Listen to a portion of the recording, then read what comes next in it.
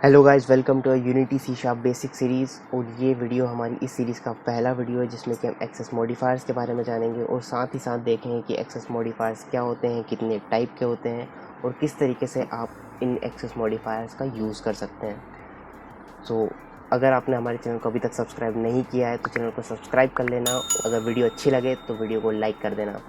तो चलिए वीडियो को शुरू करते हैं। सबसे पहले हम जानते हैं कि आखिरकार एक्सेस मॉडिफायर्स क्या होते हैं। तो एक्चुअली एक्सेस मॉडिफायर्स किसी भी क्लास के या उनके जो मेंबर्स होते हैं, जैसे कि जो वेरिएबल्स या मेथड्स होते हैं, उनकी एक्सेसिबिलिटी या उनकी विजिबिलिटी के बारे में बताता है कि किस जगह पर आप उस पर्टिकुलर क्लास या वेरिएबल का यूज़ कर सकते हैं और कहाँ पर उसका यूज़ नहीं कर सकते हैं। सो एक्सेसिबिलिटी के साथ साथ ये हमें रेस्ट्रिक्शंस भी प्रोवाइड करता है, जैसे कि अगर आप किसी भी पर्टिकुलर क्लास या फिर उस पर्टिकुलर मेथड को आप किसी दूसरी क्लास में यूज़ नहीं करवाना चाहते हैं तो आप उस एक्सेस मॉडिफायर्स की मदद से उसको रेस्ट्रिक्ट भी कर सकते हैं। तो चलिए चलते हैं हम हमारे सेकंड चीज़ टाइप्स पर। कितने टाइप्स के होते हैं। तो बेसिकली यूनिटी सी शार्प के अंदर एक्सेस मॉडिफायर्स 6 टाइप के होते हैं: public, private, protected, internal, protected internal and private protected. But mostly इनका यूज़ नहीं होता है ज़्यादा, तो हम इस वीडियो के अंदर 4 टाइप के एक्सेस मॉडिफायर्स के बारे में जानेंगे: public, private, protected and internal.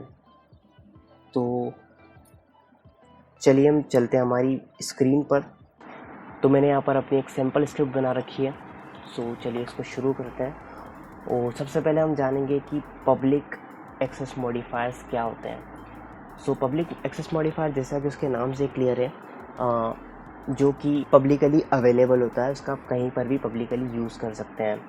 सो जैसा कि आप यहाँ पर देख सकते हैं, मेरा एक पब्लिक वेरिएबल बना रखा है मैंने, जो कि काउंट नाम से है। यहाँ पर आप देखेंगे कि मैंने 2 क्लास बना रखी है, एक टेस्ट क्लास है और एक हमारा एक्सेस मॉडिफायर क्लास। तो अगर मैं इस पब्लिक वेरिएबल को, जो काउंट है, उसको अगर मैं एक्सेस करना चाहूँ यहाँ पर, तो किस तरीके से मैं कर सकता हूँ। सबसे पहले आप ये जान लीजिए कि जो पब्लिक, जो भी वेरिएबल है या फिर मेथड है, वो उस पर्टिकुलर क्लास के अंदर पब्लिक होती है और साथ ही साथ आउटर एरिया में भी होती है। बट इसका एक्सेस करने के लिए मुझे उस पर्टिकुलर क्लास का रेफरेंस होना ज़रूरी है, अदरवाइज़ मैं उसको एक्सेस नहीं कर पाऊँगा। लेट से अगर मैं यहाँ पर काउंट टाइप करता हूँ तो मुझे नहीं मिलेगा। इसके लिए मुझे सबसे पहले रेफरेंस देना होगा उस पर्टिकुलर मेथड का। सो चलिए हम इसको मोनो बिहेवियर से डिराइव करते हैं और स्टार्ट मेथड लेते हैं। अब मैं इस एक्सेस मॉडिफायर्स का एक लोकल रेफरेंस बनाऊंगा, जिसे एक्सेस मॉडिफायर्स, लेट्स इसको नेम देते हैं हम एक्सेस, और इसका एक नया ऑब्जेक्ट क्रिएट करते हैं। और अब मैं अगर एक्सेस के थ्रू, यानी कि उस पर्टिकुलर क्लास के थ्रू, अब मैं अगर काउंट लिखता हूँ तो मुझे उसका रेफरेंस मिल गया, यानी कि यहाँ पर मैं इसको एक्सेस कर सकता हूँ। ओके, सो ये था हमारा पब्लिक। सेकंड, अब हम जानते हैं प्राइवेट के बारे में। तो प्राइवेट जो मेथड्स और वेरिएबल्स होते हैं, जैसा कि इसके नाम से क्लियर है, टोटली प्राइवेट होते हैं, यानी कि उस पर्टिकुलर क्लास के अलावा जिसके अंदर वो मेथड या फिर वेरिएबल डिफाइन हुआ है, उसके अलावा उससे और कोई भी एक्सेस नहीं कर सकता। जिस तरीके से मैंने रेस्ट्रिक्शन के बारे में बताया था, तो उस किसी भी मेथड या वेरिएबल को आप प्राइवेट करके उसको रिस्ट्रिक्ट कर सकते हैं। तो अगर मैंने जिस तरीके से यहाँ पर काउंट को मैं एक्सेस कर पा रहा था, तो अगर मैं यहीं पर अब इस पब्लिक काउंट को मैं प्राइवेट कर दूँ, तो यहाँ पर आप देख पाएंगे कि मैं काउंट को एक्सेस नहीं कर सकता, बिकॉज अब उसका एक्सेस सिर्फ और सिर्फ उस पर्टिकुलर क्लास के अंदर हो सकता है। इसके अलावा और कोई भी उसे एक्सेस नहीं कर सकता। तो चलिए अब हम चलते हैं हमारे तीसरे एक्सेस मॉडिफायर की तरफ, जिसका नाम है प्रोटेक्टेड।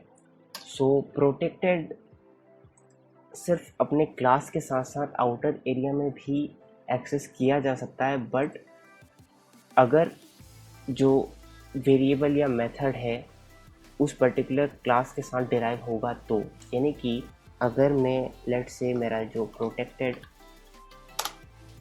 काउंट है, अगर मैं उसको यहाँ पर एक्सेस करना चाहता हूँ, तो जैसा कि हमने पब्लिक के टाइम पे क्या था कि हमने उस पर्टिकुलर क्लास का हमने एक ऑब्जेक्ट क्रिएट करके हम उसको एक्सेस कर रहे थे, बट इस टाइम पे हम उसको ऑब्जेक्ट क्रिएट करके एक्सेस नहीं कर सकते हैं।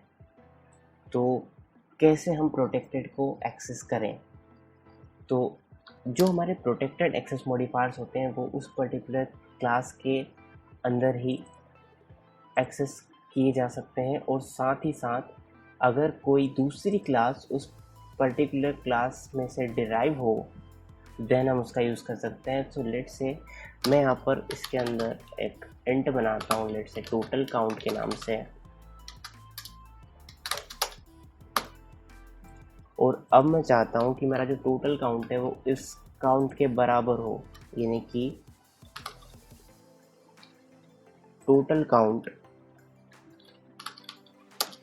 should be equals to this count, but as you can see I can't access this count।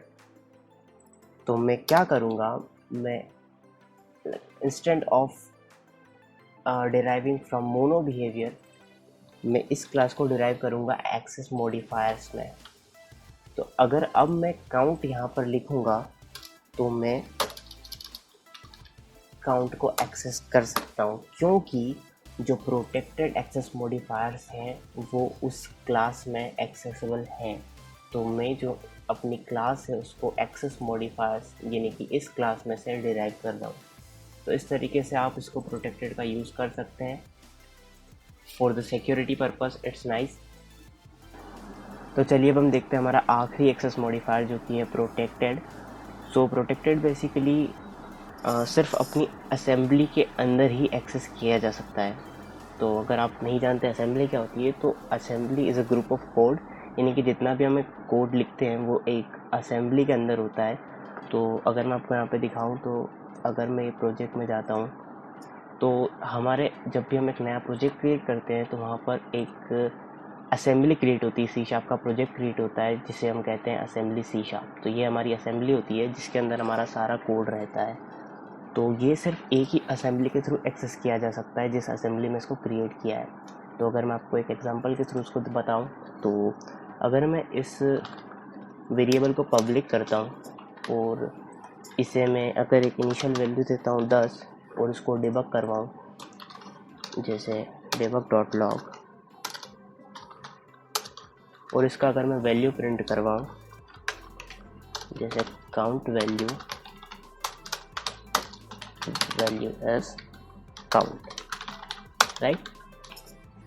इसे हम सेव करते हैं और अब अगर हम एडिटर में देखें तो हमें एक डिबग आएगा जो कि है काउंट वैल्यू इज़ 0, बिकॉज जो काउंट का वैल्यू है, मैंने जो काउंट वैल्यू दिया था वो था 10, लेकिन अभी हमको आया 0, क्योंकि एडिटर की एक अलग असेंबली होती है और पब्लिक वेरिएबल्स को दूसरी असेंबलीज भी एक्सेस कर सकती है।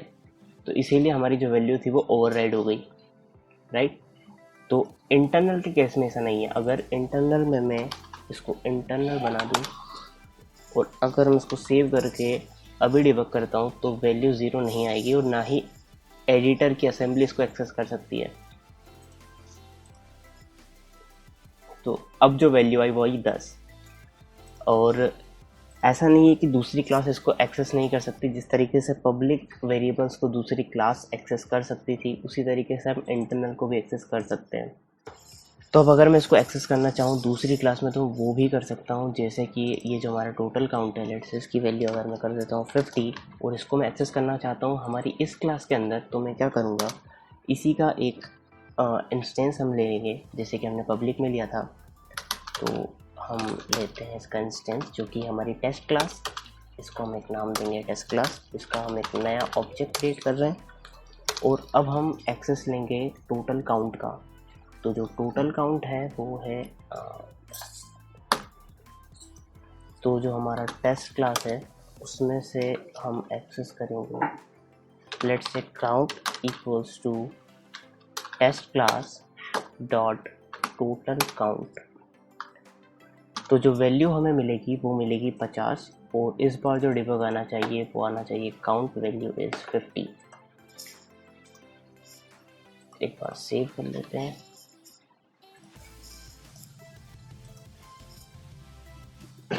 Let's see.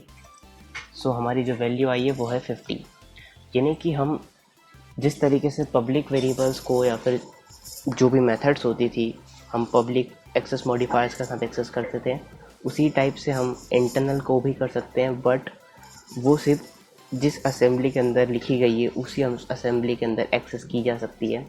दूसरी असेंबली उसको एक्सेस नहीं कर सकती, जिस तरीके से मैंने आपको भी एडिटर असेंबली का दिखाया। तो यही था गाइस इस वीडियो में। अगर आपको ये वीडियो अच्छी लगी हो तो लाइक कर देना और चैनल को भी सब्सक्राइब कर देना और अपने दोस्तों के साथ भी शेयर कर देना। Thank you very much guys.